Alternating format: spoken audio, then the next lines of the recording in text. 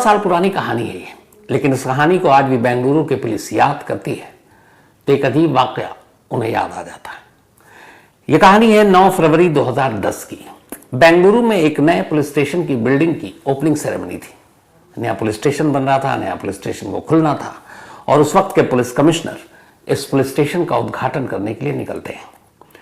इस police station के उद्घाटन के साथ साथ इस पुलिस स्टेशन में जिन इंस्पेक्टर और बाकी स्टाफ को तैनात किया गया था, उनके पुराने काम को देखते हुए कमिश्नर की तरफ से उन्हें शाबाशी के लेटर भी मिलने वाले थे। और इत्तेफाक से उस वक्त उस स्टेशन के इस नए पुलिस स्टेशन जो पहली बार बन रहा था, जिसका नाम है माइको लेआउट पुलिस स्टेशन, उसके जो इंचार्ज इंस्पेक्टर मिस्टर राजेश, उनको भी कमिश्नर की तरफ से शाबाशी भरा लेटर मिलना था।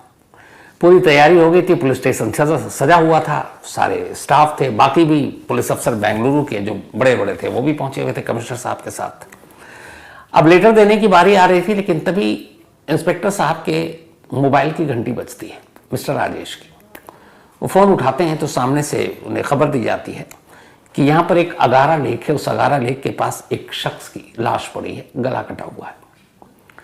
पुलिस स्टेशन का इधर उद्घाटन हो रहा है, नया पुलिस स्टेशन है, कमिश्नर साहब हैं, लेटर बंटना है, प्रोग्राम चल रहा है और इस उद्घाटन के ऐन वक्त पे उसी वक्त इस पुलिस स्टेशन का पहला केस, उसका फ़ोन आ चुका था। अब इंस्पेक्टर राजेश अपने बाकी साथियों को बताते हैं कि तुम लोग संभालो, क्योंकि पहली बार पुलिस स्टेशन का भी चार्ज मिला है, नया पुलिस स्टेशन है और ये केस है, तो ये फंक्शन तो चलता रहेगा। मैं ज़रा देख कर आ जाऊँगा, वरना यह होगा कि पुलिस स्टेशन खुल गया और पहले केस से पुलिस की फजीयत हो, मालूम हुआ कि ट्रांसफ़र ना हो जाए। तो इंस्पेक्टर राजेश अपनी कुछ टीम को लेकर बताई हुई जगह पर अगारा लेक पर पहुँचते हैं। वहाँ जब पहुँचते हैं तो देखते हैं कि एक शख्स की लाश पड़ी है। लाश का गला कटा हुआ था, चोट के भी निशान थे। अब वो आसपास नज़र दौड़ाते हैं। थोड़ी दूरी पर उन्हें सड़क किनारे, जहाँ पर अगारा लेक के पास लाश मिली थी, सन्नाटा था वहाँ पर, सड़क किनारे एक फिएट कार खड़ी थी। अब चूंकि उस इलाके में कोई इस तरीके से कार पार्क नहीं करता, सुनसान इलाका है, तो पुलिस को ये बात बड़ी अजीब लगी कि यहाँ पर ये कार के अंदर झांका गया तो कोई है नहीं और कार का दरवाज़ा खुला हुआ है। जब पुलिस ने अंदर झांका तो देखा कि इस कार की सीट पर ब्लड के निशान है। समझते देर नहीं लगी कि इस लाश और इस कार का कोई रिश्ता है। पुलिस ने आसपास तमाम ढूंढा, कोई भी ऐसा शख्स नहीं मिला जो ये दावा करे कि उसकी कार है। लाश को उठाया गया, हॉस्पिटल भेजा गया, कार को पुलिस ने जब्त किया। अब मरने वाले का कोई सुराग नहीं है, उसके पास से कोई ऐसा पेपर मिला, कागज मिला जिससे उसकी शिनाख्त हो सके। ले दे के लाश के पास एक कार, अब उस कार के रजिस्ट्रेशन नंबर के थ्रू उसके मालिक तक पहुंचा जा सकता है। तो क्या जिसकी लाश मिली कार उसी की है? लेकिन अगर कार उसकी है तो सुसाइड के केस में तो समझ में आता है, यहाँ तो मर्डर है, क्योंकि जिसमें पर चोट के निशान है, गला कटा हुआ है, तो वो खुद इस तरह से सुसाइड तो करेगा नहीं। तो इसका मतलब था कि किसी ने कत्ल किया, लाश फेंकी और कार छोड़कर भाग गया। अब पुलिस ने कार के रजिस्ट्रेशन नंबर के थ्रू उसके मालिक तक पहुंचने की कोशिश की। काम मुश्किल नहीं था। रजिस्ट्रेशन नंबर के थ्रू पुलिस ने एक कोरामंगला इलाका है वहीं पर, तो पता चला कि कोरामंगला इलाके के रहने वाले एक शख्स के नाम पर यह कार है। पुलिस ने फौरन फ़ोन किया, कहा यह नंबर की कार आपकी है। उसने कहा जी साहब, ये नंबर की कार तो थी मेरी, लेकिन मैंने 6 महीने पहले इसे बेच दिया। अब पुलिस फिर से उलझ गई। तो उन्होंने कहा खैर जिन्हें आपने बेचा उस नए मालिक का नाम नंबर आपके पास? तो उन्होंने कहा जी। उसने बताया कि मैंने जिसे बेचा ये जो कार जिसके नाम पर रजिस्ट्री कराई है, जो रजिस्ट्रेशन हुआ है, उसका नाम जानकी है। अब चूंकि कार की खरीद फरोख्त हुई थी तो नाम, नंबर, पता सब कुछ था। तो उस पुराने मालिक ने पुलिस को सारे डिटेल्स दिए कि जिसे उसने कार बेचा, और कार बेचने के लिए आपको सारे फॉर्मेलिटी पूरी करनी पड़ती है, कार ओनर का नाम सब कुछ चेंज होता है। तो उस कागज के थ्रू पता चला पुलिस को कि एक जानकी नाम की महिला है जो छोटे मोटे घरों में एक तरह से कहें तो पार्ट टाइम जॉब करती है और वहीं बेंगलुरु में ही रहती है। और जब पता किया गया तो उस पेपर से पता चला गाड़ी के कि जानकी के साथ लिखा हुआ है हस्बैंड ऑफ अमृत राय। घर का पता था। पुलिस की एक टीम फौरन उस घर पर भेजी जाती है, लेकिन पुलिस की टीम जब उस घर पर पहुंचती है तो पाती है कि घर का दरवाज़ा बंद है। नॉक करती है, पुलिस लौट आती है। अब इधर का थाने का फंक्शन ख़त्म हो चुका है, अब सारा फोकस इस केस पर है। शाम को इंस्पेक्टर राजेश रिपोर्ट लेते हैं कि क्या हुआ, जानकी का कुछ पता चला। अब यहाँ जानकी के बारे में पता किया जा रहा है। पता चला कि जानकी एक छोटे मोटे घरों में काम किया करती थी और 6 महीने पहले सच में उसने ये कार ली थी सेकंड हैंड। उसके हस्बैंड अमृत रॉय और ये दोनों दार्जिलिंग के रहने वाले थे। 2007 में इन दोनों की शादी हुई थी। उसके बाद ये बेंगलुरु शिफ्ट कर गए। अमृत राय एक ठीक ठाक अच्छा खासा लड़का था दार्जिलिंग में, ठीक ठाक उसके पास पैसे थे, लड़का शरीफ, इसलिए जानकी के घर वालों ने अमृत राय से उसकी शादी करा दी। दोनों एक दूसरे को प्यार भी करते थे। शादी के बाद 2010 के शुरू में ही इन लोगों ने कहा चलो बेंगलुरु चलते हैं। यहाँ आकर अमृत राय एक ऑफिस में काम करने लगा। पति का हाथ बटाने के लिए जानकी आसपास के घरों में कुछ पार्ट टाइम काम करने लगी। अमृत राय बहुत मेहनती था, उसने बहुत सारे पैसे सेव कर रखे थे। उसे लगा कि अपनी बीवी को थोड़ी खुशियां देनी है, तो उसने बीवी के लिए सेकंड हैंड कार खरीदी। अब ये सारी डिटेल मिल गई, लेकिन अमृत राय की लाश तो मिली पर जानकी का पता नहीं है। घर लॉक। अब पुलिस के सामने सवाल यह कि क्या जानकी ने अपने हस्बैंड का कत्ल करा दिया, उसके बाद वो किसी और के साथ भाग गई, क्योंकि वो गायब है, शक उसी के ऊपर जा रहा है। रात को फिर पुलिस की टीम गई। इस बार इंस्पेक्टर राजेश ने कहा चलो मैं भी चलता हूं। आस पड़ोस के लोगों से पूछा, उन्होंने कहा वो तो यही थी, कल सभी ने देखा है। तो उन्होंने कहा कि चलो दरवाजा तोड़ देते हैं, और कोई रास्ता नहीं है।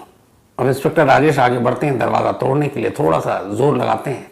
पता चला दरवाजा लॉक ही नहीं था। इससे पहले जो कांस्टेबल वहां आया था उसने सिर्फ दरवाजे पे हाथ लगाया, नॉक किया और निकल गया कि दरवाजा बंद है, जबकि वो दरवाजा खुला हुआ था। सिर्फ दोनों डोर एक साथ लगे हुए थे। इंस्पेक्टर राजेश ने हाथ मारा, दरवाजा खुल गया, अंदर गए। जब अंदर जाते हैं तो पुलिस वाले हैरान। अंदर एक कमरे में एक महिला की लाश पड़ी थी, खून से लथपथ। जब पुलिस ने आस पड़ोस के लोगों को बुलाया तो पता चला यही तो जानकी है।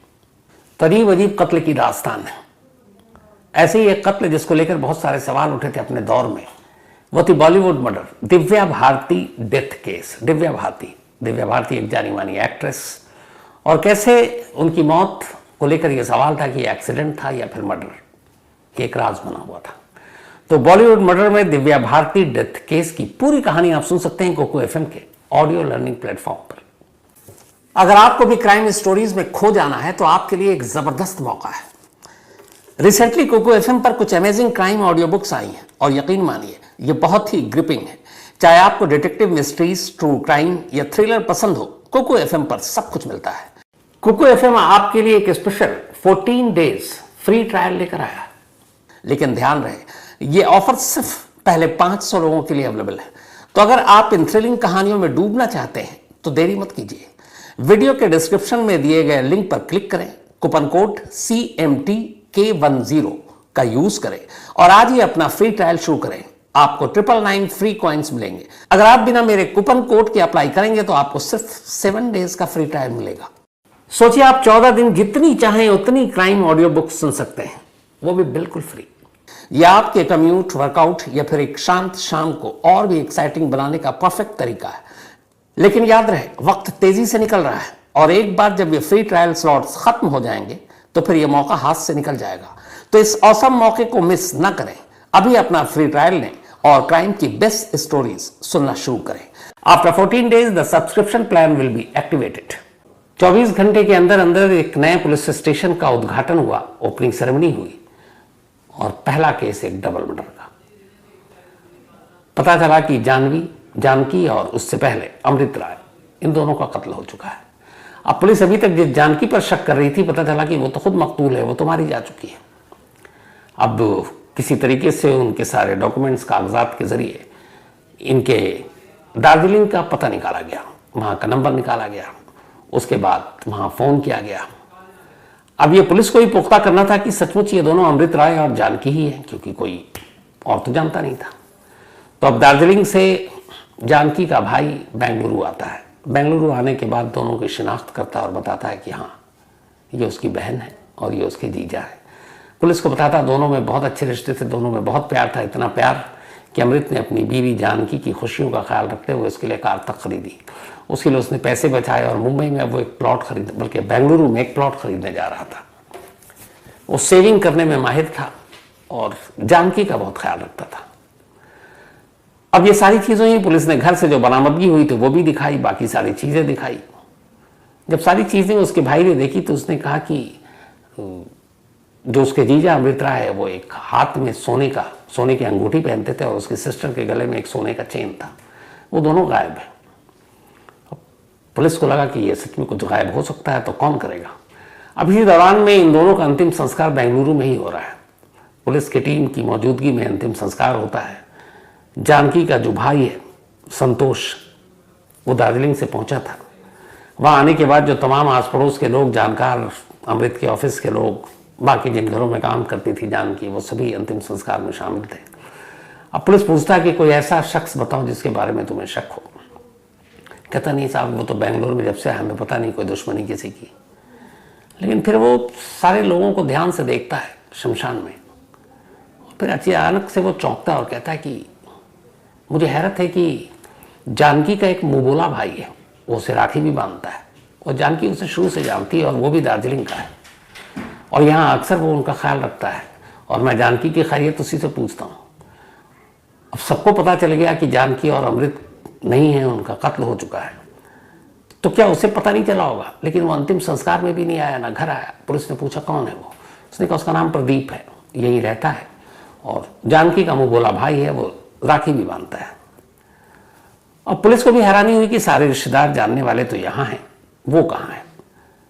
इस दौरान में पुलिस ने अमृत के मोबाइल के नंबरों को खंगालना शुरू किया, नंबर लेकर संतोष से। लेकिन अमृत का मोबाइल गायब था, मौके से नहीं मिला, ना घर से मिला। पुलिस ने नंबर ट्राई किया तो पता चला स्विच ऑफ है, पर उसको सर्विलांस पे लगा दिया। इधर अब प्रदीप की भी खोजबीन हो रही है, हो सकता है किसी वजह से ना आए या उसे पता ना हो, ये भी है, पर कातिल वही है, इसके लिए कोई सबूत भी नहीं है।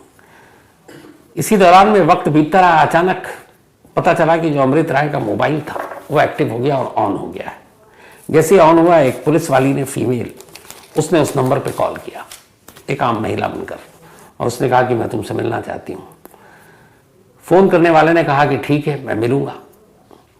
और ये फ़ोन जो आया उस वक्त एक्टिव जो लोकेशन दिखा रहा था बेंगलुरु से 70 किलोमीटर दूर। लेकिन पुलिस हैरान तब हुई कि ये कि फ़ोन का लोकेशन जो है और जो चला रहा है वो बेंगलुरु ही की तरफ आ रहा है, मतलब उल्टा नहीं जा रहा। तो पुलिस की है कि कातिल के पास अगर अमृत का मोबाइल है तो वो भागने की बजाय वापस बेंगलुरु क्यों आ रहा है। पुलिस ने खैर जाल बिछाया, मोबाइल का लोकेशन ट्रेस किया और आखिरकार बेंगलुरु से पहले ही उस शख्स को पकड़ लिया जिसके पास ये मोबाइल था, अमृत का। जब उससे पकड़ा तो पुलिस को लगा केस सॉल्व, लेकिन कहानी और उलझ गई। उस शख्स ने बताया कि असल में मुझे बेंगलुरु में ही एक टूटा फूटा फ़ोन और एक सिम मिला था, फ़ोन में से किसी काम का नहीं रहा था, वो मैंने फेंक दिया। सिम कार्ड मैंने उठाकर अपने मोबाइल में डाला तो देखा इसमें कुछ टॉक टाइम बचा हुआ है, तो मैंने कहा टॉक टाइम बचा हुआ, बातें कर लेते हैं फ्री का। तो बच्ची यही सोच के मैंने अपने मोबाइल में लगा लिया और फिर टॉक टाइम खत्म होता मैं सिम फेंक देता। पुलिस ने उसके बारे में सब कुछ खंगाला कि ये क्या नाम है, कहाँ है, जो भी बता रहा है। पता चला ये बंदा सच बता रहा है और ये पिछले इतने दिनों से यहाँ पे था भी नहीं। तो वो भी मामला बेकार हो गया। अब इधर प्रदीप की तलाश हो रही है, प्रदीप मिल नहीं रहा है। लेकिन तभी फिर अमृत और प्रदीप के दोस्तों की लिस्ट निकाली बेंगलुरु पुलिस ने, और जब लिस्ट निकाली तो उनमें से 3 दोस्त जो प्रदीप के बड़े खास थे और वो सारे दार्जिलिंग और आसाम के थे और बेंगलुरु में रहते थे, उनका पता चला। इनमें से एक का नाम था संतोष छत्री, एक का नाम था प्रीतम और एक का नाम था तमा। इन लोगों को पुलिस ने उठाया और उसके बाद पूछताछ की। तीनों अलग अलग कहानी बताने लगे, लेकिन अलग अलग बैठाकर जब पुलिस ने उनको इंटरोगेट किया और ये थोड़ा खेल खेला कि उसने तो ये कहा, उसने ये कहा, तो आपस में उनके बयान मैच नहीं कर रहे थे। पुलिस की सख्ती के बाद थोड़े से वो उसमें से एक टूट गया और उसने फिर जुर्म कबूल कर लिया और उसके बाद उसने पूरी कहानी बताई। उसने बताया कि असल में प्रदीप के कहने पर हम सब ने मिलकर उन दोनों को मारा है। वजह क्या थी मारने की? तो उसने कहा असल में ये बात थी कि अमृत राय के पास बहुत पैसा है। कुछ वक्त पहले प्रदीप राय ने ये कहा था, प्रदीप को अमृत ने, कि मेरे पास 10 लाख रुपए और है, मैं एक प्लॉट लेने जा रहा हूँ। और प्रदीप अमृत से थोड़ा सा जलन रखता था कि मैं भी उसी दार्जिलिंग से आया हूँ, मैं भी यहाँ काम करता हूँ, ये भी करता है, लेकिन इसने सेकेंड हैंड गाड़ी भी खरीद ली, प्लॉट के लिए पैसे भी है, तो उसे लगता था ये कैसे कर पाता है। बट जब उसने प्लॉट की बात की और ये कहा कि मेरे पास 10 लाख रुपए है और प्लॉट ले रहा हूँ, तब उसने पहली बार सोचा कि अगर इसको मार दूँ तो वो पैसे हम लोग बांट सकते हैं।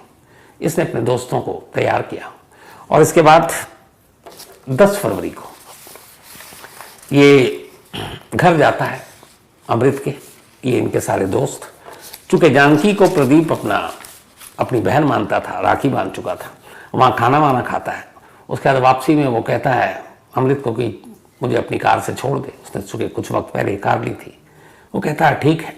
वो कार में बैठता है और उसी अगारा झील के पास एक सुनसान जगह पर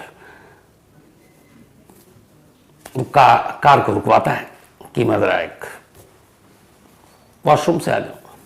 अंधेरा था, सन्नाटा था। कार से उतरा।